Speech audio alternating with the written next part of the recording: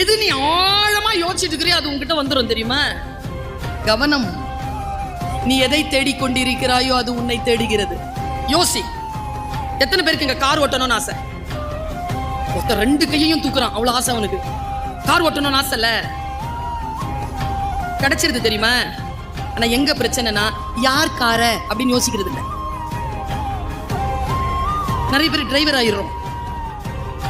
அதே கார், அதே தனிமை, அதே 80-90 வேகம், எல்லாம் அதேதான். பிரபஞ்சம் நம்ம கேட்டோமா கொடுத்துருச்சு.